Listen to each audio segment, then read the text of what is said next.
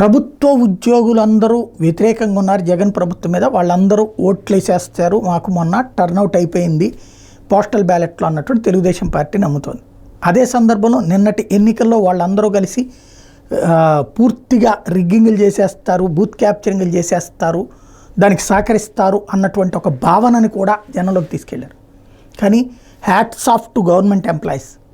ఏ ఒక్కళ్ళు గాడి తప్పలా, ఏ ఒక్కళ్ళు దారి తప్పలా, ఓటర్ చేత దొంగ ఓటు వేయించే ప్రయత్నం చేయలేదు, లేదా ఓటర్ని ప్రలోభపెట్టే ప్రయత్నం చేయలే, లేదా ఓటర్ని మోసం చేసే ప్రయత్నం చేయలే.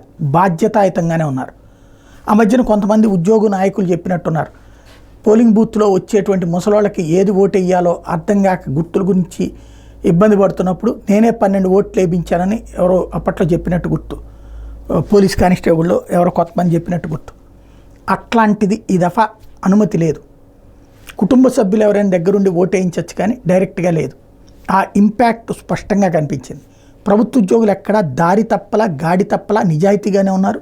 వాళ్ళు చేయాల్సిన డ్యూటీ మన స్లిప్ చూడటం, ఆ తర్వాత ఇట్లాంటి సింబల్ వేయటం, ఆ తర్వాతన మనకి పోలింగ్ ఏదైతే దాంట్లో ఈవీఎం దగ్గరికి వెళ్ళినప్పుడు చెక్ చేసుకోవడం, మనమే అందులోకి చూసుకున్నాం, అందులో గుర్తు పడిందా లేదా చూసుకున్నాం, ఆ తర్వాత బీప్ సౌండ్ వచ్చాక బయటకు వచ్చేసేటట్టు, ఒకవేళ బీప్ సౌండ్ రాకపోతే ఆగండి అని చెప్పి బీప్ సౌండ్ వచ్చేదాకా నుంచోబెట్టడం, ఇట్లాంటి ఒక బాధ్యతాయుతమైన పని చేశారు తప్పించి ప్రభావితం చేసి ఓటర్లని మార్చే ప్రయత్నం చేయలేదు.